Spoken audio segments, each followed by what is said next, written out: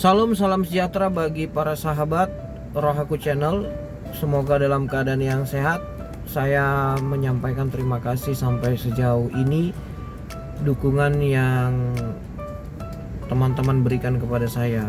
Walau channel ini masih kecil, tapi semoga channel ini akan berkembang besar dan membawa hal-hal positif bagi teman-teman dan bagi orang lain.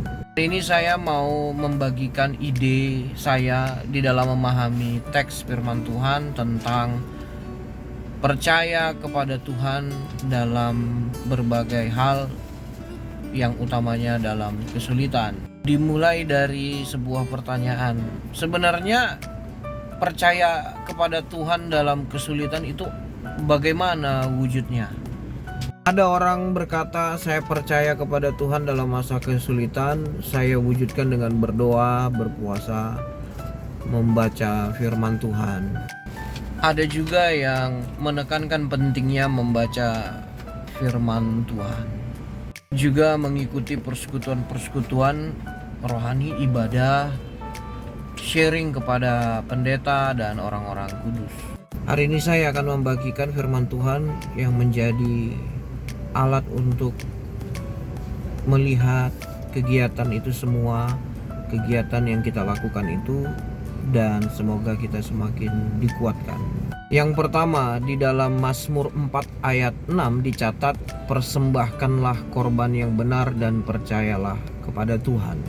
Pemazmur diminta untuk memberikan korban yang benar dan percaya kepada Tuhan. Sepintas lalu kita mengetahui bahwa orang yang memberikan korban itu punya motivasi tersendiri. Kadang-kadang karena ada dosa, mereka memberi korban dengan harapan Tuhan mengampuni dosanya. Itu disebut korban penghapus dosa. Tapi di sisi lain, bahwa korban itu dikelola oleh imam, lemak untuk Tuhan dibakar, lalu dipercayai asapnya sampai ke surga, dan yang lainnya itu dikelola, dimakan bersama-sama. Jadi ada unsur kebersamaan, ada unsur humanisme di situ.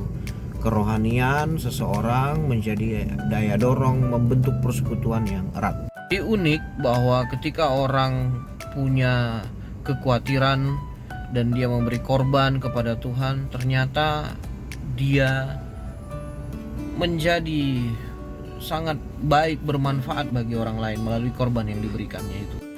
Saya memikirkan inilah dorongan kepada kita bahwa di dalam kesusahan yang kita hadapi, kita mau berbuat sesuatu kepada Tuhan, tetapi sebenarnya di balik itu ada dorongan bagi kita untuk bisa berbagi, bisa menjadi berkat bagi orang lain walaupun kita susah. Yang kedua, dalam Mazmur 37 ayat 3 dicatat, percayalah kepada Tuhan dan lakukanlah yang baik, diamlah di negeri dan berlakulah setia. Orang yang percaya kepada Tuhan diminta untuk melakukan hal yang baik dan memiliki kesetiaan. Di dalam perjanjian lama, karakteristik Tuhan Allah itu dinyatakan melalui dua variabel, kebaikan dan kesetiaan. Tuhan adalah Allah yang baik dan Ia juga setia. Dua karakter itu juga diharapkan muncul dalam hidup orang yang percaya kepada Tuhan. Ini sulit ketika kita berbeban berat, kita mau memohon pertolongan Tuhan, kita diminta untuk menjadi orang baik dan menjadi orang yang setia. Karena pada umumnya orang yang mengalami kesusahan besar menjadi tidak setia di hadapan Tuhan dan bisa saja tidak menjadi orang yang baik.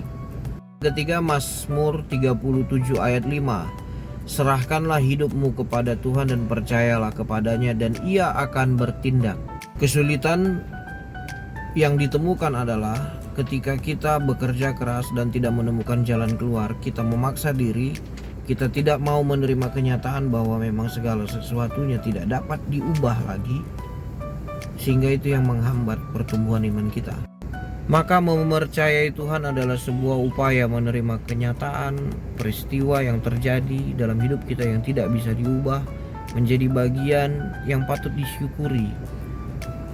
Misalnya, saya hidup sendiri, tidak ada orang tua, tidak punya keluarga. Saya terima kenyataan itu dan hidup dengan lapang dada. Tetapi di balik itu saya percaya Tuhan punya rencana. Kondisi kesehatanku tidak bisa pulih sebagaimana aku mudah.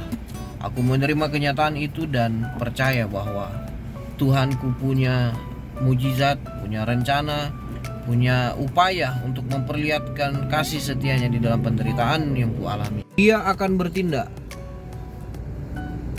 Apakah harus cepat dia bertindak atau lama dia bertindak?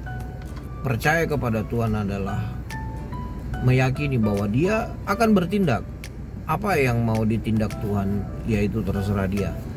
Yang pasti dia akan bertindak ketika saya sudah stop memaksa diri. Setelah kerja keras yang saya lakukan, saya stop, tidak memaksa diri lagi. Karena saya tahu batas kemampuanku sudah kulakukan Tuhan dan sekarang menjadi bagianmu Tuhan. Mari kita simpulkan mempercayai Tuhan itu seperti apa.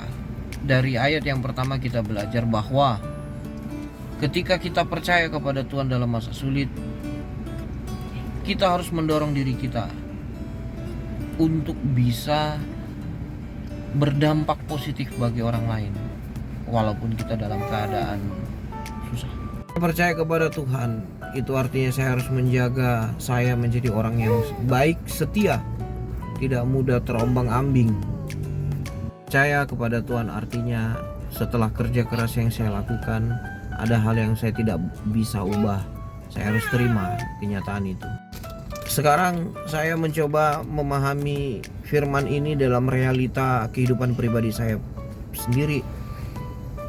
Saya mengangkat kisah bapak mertua saya, dan ini menjadi hal yang baik untuk dibagikan, bahwa bapak mertua saya mengalami sakit dan opsi dokter yang pertama mengharuskan dia pemasangan ring. Di hati kecil bapak mertua saya ini ada kegundahan dan merasa kecemasan yang besar. Dalam perjalanan kerohaniannya dia mencoba untuk meminta pertolongan Tuhan bagaimana dan bagaimana. Lalu semua saudara memberi opsi masing-masing dan akhirnya bapak mertua ini mengambil pilihan untuk sementara jangan dulu. Dia meyakini di hatinya jangan dulu pasang ring, itu ya. Lalu perjalanan waktu pun berjalan. Lalu opsi lagi kepada dokter yang lain. Ternyata hasil check up dari dokter yang kedua menyatakan tidak perlu pasang ring. Jadi memang agak bingung juga nih masa sekarang pasang ring, tidak pasang ring. Pada intinya dalam pemeriksaan yang lebih berkompeten begitu ya, tidak mengharuskan pasang ring dan oleh berbagai alasan medis. Saya juga tidak terlalu mengerti. Peristiwa itu mungkin sederhana, tetapi saya memahaminya bahwa Tuhan bertindak ketika upaya dilakukan dan kita telah sampai pada titik pekerjaan yang hanya itu yang bisa kita lakukan. Tidak bisa lagi melakukan apa-apa, udah mentok nih. Dan kepercayaan yang dipupuk, didengar, dilihat, dirasakan oleh Tuhan, dan dia bertindak untuk memberitahukan apa yang sebenarnya terjadi kepada kita. Tentu kita didorong untuk menikmati hidup ini dengan memupuk kepercayaan kepada Tuhan, tapi lebih dari itu mendorong diri kita untuk menjadi orang yang membawa sukacita, damai sejahtera kepada orang lain. Sekali lagi, di dalam kesusahan berat Tuhan meminta kita dewasa untuk tidak fokus mengeluh, berkeluh kesah, kebingungan, kerja keras, tapi kalau mentok pada titik itu, jadi orang baik, jadi orang setia, Tuhan akan menunjukkan karyanya. Semoga cara pandang saya memahami firman Tuhan menjadi berkat. Semoga Tuhan Yesus memberkati kita, semangat mencari jalan keluar. Kalaupun mentok, jadi orang baik kepada orang lain, Tuhan yang akan menunjukkan mujizatnya. Selamat siang.